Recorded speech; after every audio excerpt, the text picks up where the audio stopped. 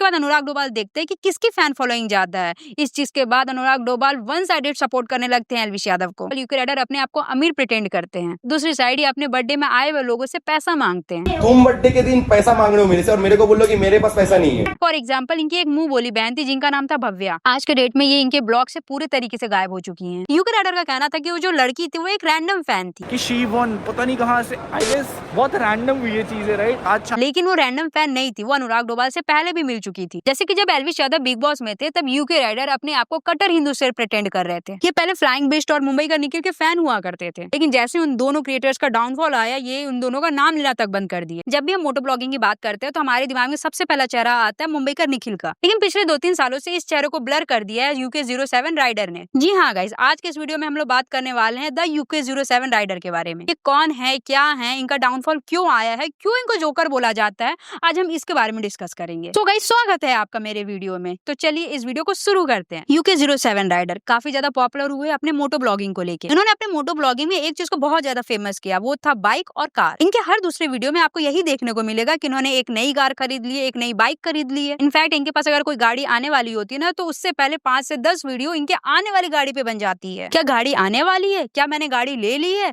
गाड़ी की बुकिंग कब है, इस तरीके के रिपीटेड कंटेंट से इनके व्यूज आते हैं। उसके बाद इनकी गाड़ी आती है और फिर 6 महीने बाद इनकी गाड़ी गायब हो जाती है। इनके इस तरीके के कंटेंट को लेकर मैक्स्ट्रा ने बहुत अच्छे से एक्सपोज किया था। दुबई से आप गाड़ी लाते हो, पहली बात तो आप खरीद नहीं सकते गाड़ी, चाहे आप कितने पैसे वाले हो, दुबई से आप गाड़ी खरीद नहीं सकते।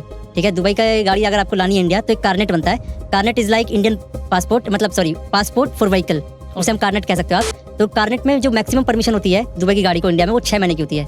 6 महीने के बाद आपको वो गाड़ी वापस करनी होती है। तो यूके सुपरा लाया, 6 महीने की उसकी वैलिडिटी होती है, बीच में बिग बॉस में भी था, वैलिडिटी खत्म, सुपरा गई। मैं आपको 2-3 साल पहले लेके जाती हूँ जब यूके 07 राइडर अपने पीक पे थे। इस टाइम पे यूके राइडर अलग अलग जगह पे ट्रिप किया करते थे और इनके वीडियोस पे एवरेज 1 से 2 मिलियन व्यूज आया करते थे। लेकिन धीरे धीरे यूके 07 राइडर का डाउनफॉल भी आने लगा। अब वो क्यों आया, चलिए उसके बारे में बात करते हैं। सो गाइस, यूके राइडर की सबसे पहले कंट्रोवर्सी हुई थी बिहार में। यूके राइडर बिहार में मीटअप के लिए गए थे। उन्होंने 2-3 इन्फ्लुएंसर्स के साथ मीटअप भी किया था, लेकिन जो मीटअप पब्लिक के साथ होने वाला था वो एकदम से उन्होंने कैंसिल कर दिया था। इसके पीछे उन्होंने रीजन दिया था कि मैनेजमेंट अच्छा नहीं था। जो होटल वाले थे ना गाइस, वो इतना गंदा होटल था ना, इतना गंदा मैनेजमेंट, सही में बहुत बदतमीजी करी आज उन लोगों ने। भव्या से भी बदतमीजी करी। यार मुझे समझ नहीं आता, लोग ना पहले इनवाइट कर लेते हैं और जब उनसे चीजें नहीं संभलती तो फिर वो हाथ खड़े कर देते हैं। पर पॉइंट यहाँ पे ये आया कि मैनेजमेंट तो यूके राइडर ने रखा ही नहीं था। इन्होंने अपने 2-3 नॉन यूट्यूबर्स को ये जिम्मेदारी दे रखी थी। ये जो इनके नॉन यूट्यूबर्स थे वो लोकल यूट्यूबर्स भी थे। उन यूट्यूबर्स से ये चीज संभली नहीं और इन्होंने पूरा दोष दे दिया कि भाई मैनेजमेंट ही अच्छा नहीं था। यूके 07 राइडर ने कोई भी मैनेजमेंट टीम नहीं रखी थी।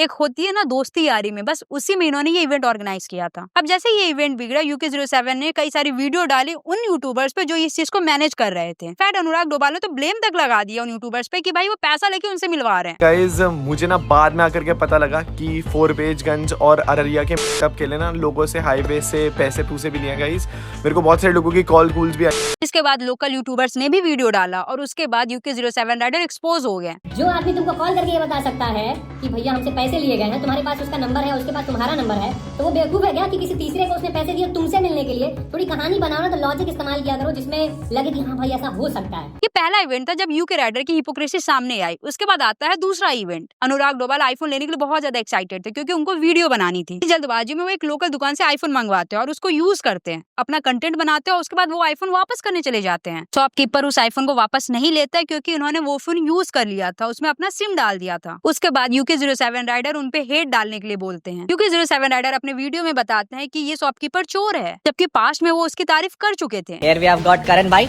एंड जो वॉच हमें चाहिए थी रात के 1:30 बजे, he got it for us, thank you so much मेरे भाई। अब जैसे ही वीडियो बाहर आता है उसके बाद शॉपकीपर भी एक रिप्लाई वीडियो बनाता है। क्या बोल के लेके गए थे आप फोन? आपकी मेरे पे एक रिकॉर्डिंग है, चलाऊंगा टाइम आने पे, कि मेरे को चाहे खाली डब्बा दे दे, पब्लिक का पागल बनाना है, सिर्फ वीडियो का कंटेंट डालना है आपको, या भूल गए? आपने कहा चल 128 GB दे दे। आपने क्या कहा था? 1 घंटे में फोन वापस दूंगा। सिम क्यों डाला उसमें? सिम डालने के बाद आपने मेरे को क्या कहा? नुकसान जो होगा झेल लेंगे, तो अब झेलो ना। 1,49,000 वापस दूंगा कि 1.5 महीने फोन चला के? हाँ तो अनुराग जी आप क्या कह रहे हो? 149,000 मेरे वापस कर दे। फोन की यूज करा आपने, फोन की यूज करा। मैंने 1,62,300 रुपीज खर्चे हुए हैं अभी तक पूरे नहीं मिले।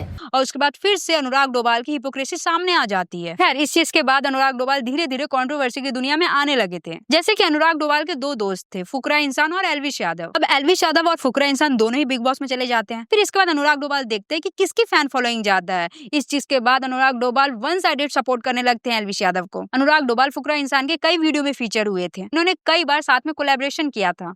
अनुराग भाई all the way from Bhopal. All the way from Bhopal. कैसा लग रहा है आप आपको? पाकिस्तान से बुलाओगे तो भी हम आ जाएंगे। कैसा लग रहा है आपको? पावर ट्रिगर्ड इंसान हाउस में आके।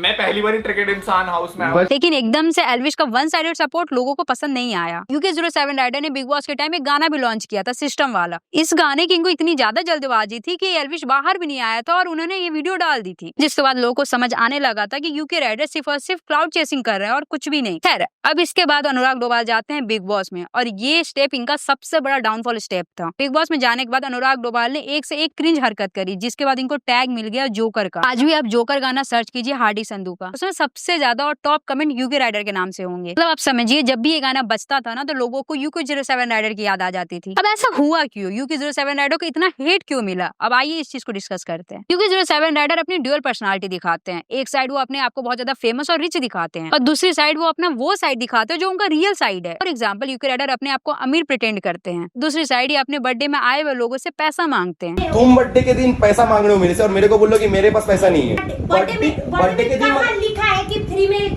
खिलाएगा? कहाँ लिखा है कि ये खिलाएगा आपको? क्या बर्थडे के दिन कोई नहीं खिलाते। हम तो अच्छा, लेते हैं, ठीक है, ठीक है, स्पॉन्सर है, हम लेते हैं। मेरे पास सारे प्रूफ है। कल की जो बात है ना सब रिकॉर्डेड है। ठीक है, रिकॉर्डेड है ना। मैं आराम से मैं सही टाइम पे छोड़ूगा वो। आमिर से भी ऐसा ही चीजें हुआ था मेरे को इसीलिए। और चीनी चोर कौन है कि बर्थडे में तू खिलाएगा? ठीक है, ठीक है, ठीक है। अफोर्ड नहीं कर पाऊंगा मैं। ओ मैंने बोला है। और ब्रेकफास्ट का तो मैं शाम को खाऊंगा। ये है सव्या का एक्चुअल रियलिटी। इसी तरह UK07 राइडर की वीडियोस में जो भी लोग ज्यादा दिखते हैं, UK राइडर उनको सैलो डाउन करने की कोशिश करते हैं। फॉर एग्जांपल, इनकी एक मुंह बोली बहन थी जिनका नाम था भव्या। आज के डेट में ये इनके ब्लॉग से पूरे तरीके से गायब हो चुकी हैं। इनफैक्ट वो इनकी शादी तक में नहीं आई थी। इसी तरीके से और भी कई सारे लोग, चाहे वो प्रणव भैया हो या फिर दिशा दीदी हो, वो इनके वीडियो से एकदम से गायब हो चुके हैं। और सिर्फ इतने ही नहीं है, बहुत सारे लोग हैं जो इनके वीडियो से एकदम से गायब हो चुके हैं, जिन्होंने कई सारे लोगों का क्रेडिट खाया, कई सारे लोगों का नाम अपने टाइटल से हटा दिया, जिसके बाद उन लोगों ने भी इनके ऊपर वीडियो डाली और इनको बुरी तरीके से एक्सपोज कर दिया। अब हम बात करते हैं UK07 राइडर की दोस्ती की। तो आपने नोटिस किया होगा कि UK07 राइडर एक जबरदस्ती का प्रिटेंड करते हैं कि एल्विश यादव उनके दोस्त हैं, जबकि आप एल्विश यादव को इनके ब्लॉग में काफी ज्यादा अनकंफर्टेबल देखेंगे। इसके अलावा इनके और जितने भी दोस्त हो, चाहे वो लक्ष्य चौधरी हो, फुकरा इंसान हो, सम्राट भाई हो, वो आपको इनके वीडियो से कम होते हुए दिखेंगे। अब UK07 rider use and throw की टेक्निक अपना रहे हैं या फिर लोग इनसे वाकई में चिढ़ गए, इनके दोस्त इनसे वाकई में चिढ़ गए। आपका क्या ओपिनियन है, आप मुझे कमेंट में जरूर बताइएगा। खैर, UK07 राइडर ने एक चीज को बहुत ज्यादा मिल्क किया है, वो है इनकी लड़कियों से दोस्ती। शुरुआत में इनकी एक गर्लफ्रेंड हुआ करती थी जिनका नाम था सव्या। इसने इसके नाम को काफी ज्यादा मिल्क किया। इनफैक्ट हर वीडियो में इसके बारे में बात की, एक तरीके से उस पर हेट डालने की कोशिश की। इसके बाद इनकी दूसरी दोस्त बनती है इकरा, जिससे मिलने वो दुबई जाते हैं। ये ऐसा प्रिटेंड करते हैं कि वो उसकी गर्लफ्रेंड है और आज वो एकदम से गायब हो चुकी है। तो कमेंट करे तो गुस्सा क्यों? गुस्सा क्यों, ये तो बताओ।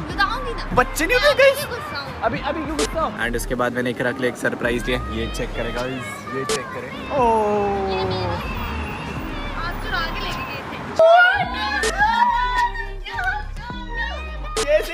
इसके अलावा इनकी एक और कंट्रोवर्सी है जो मुझे काफी ज्यादा ऑफेंसिव लगी। इन्होंने एक गिव अवे किया जिसमें इन्होंने बोला कि वो अपने एक फैन के साथ ट्रिप पे जाएंगे। आपको पता है पहली बार ऐसा होगा कि कोई फैन मेरे साथ ट्रैवल कर रहा होगा।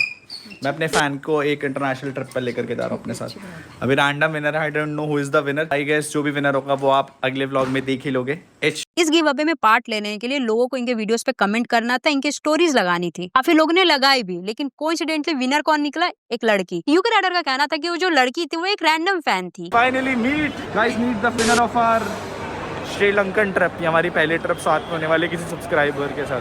So how do you feel like, कैसा लगा जीत करके?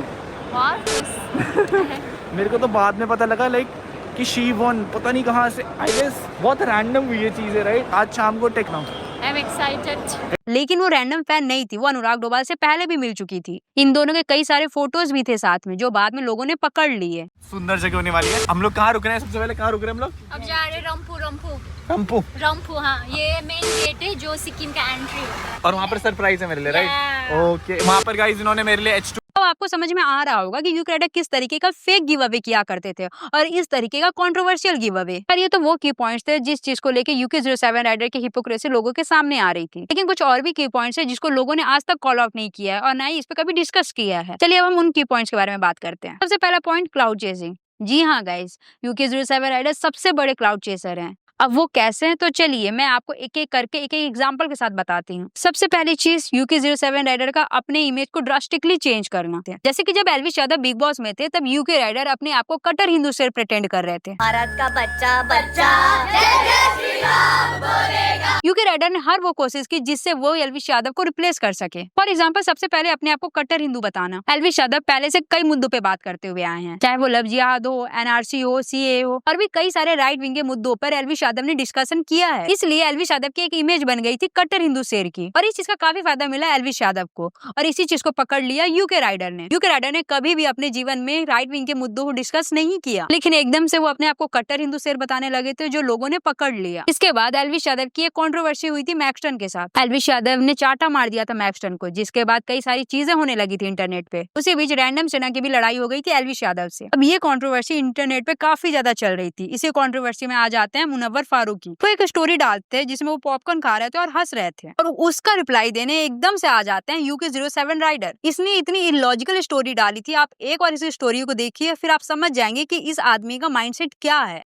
तो यार अभी ना इंटरनेट देख रहा था मैं, एंड ये एल्विश भाई वाला मैटर बहुत बड़ा बन चुका है।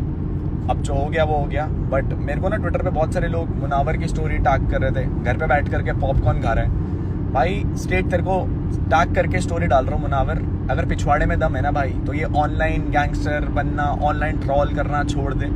1v1 बॉक्सिंग फाइट के लिए तेरे को चैलेंज कर रहा हूँ, और अगर एक्चुअल में दम है ना भाई, ये fake gangster, fake troll internet पे बंद कर और वहाँ मिल, वहाँ बताता हूँ मैं तेरे को सिस्टम क्या होता है। मतलब लड़ाई हो रही है रैंडम एल्विश की, लेकिन क्लाउड लेने कौन आ गया? The UK07 rider. अब जैसे कि मैंने आपको बताया कि ये एल्विश यादव को रिप्लेस करने की कोशिश कर रहे थे, उसका एक और प्राइम एग्जांपल मैं आपको दिखाती हूँ। अब जैसे एल्विश यादव ने मैक्सटन को चाटा मारा, ये एक नेशनल मुद्दा बन गया, तो UK07 राइडर ने सोचा कि हम भी कुछ ऐसा करेंगे। इन्होंने पुनीत सुपरस्टार को अपने शहर में बुलाया और होटल रूम में जाके उनको 2-3 चाटे मार दिए। इसने इस क्लिप को काफी ज्यादा वायरल कराया, अपने आप को एक मस्कुलर पर्सनालिटी दिखाया। मतलब आप इतने देर में समझ गए होंगे कि किस तरीके से एल्विश यादव को रिप्लेस करने की कोशिश कर रहा था। इसने जो पुनीत सुपरस्टार को चाटा मारा, वो भी आगे चल के एक्सपोज हो गई। इसने सेम स्क्रिप्ट थारा भाई जोगिंदर के साथ करने की कोशिश की, लेकिन थारा भाई जोगिंदर ने इस चीज को शूट कर लिया और पब्लिक को बता दिया। भाई देखो यूके भाई, मैं नहीं करता स्क्रिप्टेड लफड़ा भाई, जो मैं नेचुरल रहता हूँ। जिसको मैं भाई मानता हूँ मैं भाई मानता हूँ, जिसको मैं भाई नहीं मानता भाई, चाहे वो कोई भी हो, कहीं से भी हो भाई, अपन को डर नहीं लगता किसी चीज से। हम गलत ही नहीं है, अगला गलत है तो भाई हम बोलते हैं। जिसके बाद हमारे UK07 राइडर फिर से एक्सपोज हो गए और इनकी हिपोक्रेसी फिर से लोगों के सामने आ गई। अब आप इतने देर में समझ गए होंगे कि किस तरीके से ड्यूअल पर्सनालिटी में जीता है। मुझे UK07 राइडर से कोई भी हेट नहीं है, लेकिन किस तरीके से हिपोक्रेट है, इसके लिए मुझे ये वीडियो बनानी पड़ी। UK07 राइडर बार बार अपने वीडियो से लोगों को सैड डाउन कर रहे हैं। ये पहले फ्लाइंग बिस्ट और मुंबई का निखिल के फैन हुआ करते थे, लेकिन जैसे उन दोनों क्रिएटर्स का डाउनफॉल आया, ये उन दोनों का नाम लेना तक बंद कर दिए। ये जट प्रभजोत को अपना दोस्त बताते थे, लेकिन जैसे जट प्रभजोत इनसे आगे निकल गए, इन्होंने इसके ऊपर भी कंट्रोवर्सी करना शुरू कर दी। I hope so UK07 rider को फ्यूचर में समझ में आएगा कि ड्यूअल पर्सनालिटी इंटरनेट पे नहीं चलती है, और जब ये इस चीज को समझेंगे तो दोबारा उनको वही मुकाम मिलेगा जहाँ पे वो थे। सो गाइज, आज की वीडियो देखने के लिए थैंक यू। ठीक है क्यूटीज, आज के इस वीडियो को यहीं पे खत्म करते हैं। अगर मेरी वीडियो पसंद आई हो तो इस वीडियो को लाइक जरूर करें, मेरे चैनल को सब्सक्राइब जरूर करें। मिलते हैं नेक्स्ट वीडियो में, तब तक के लिए bye, good night, take care.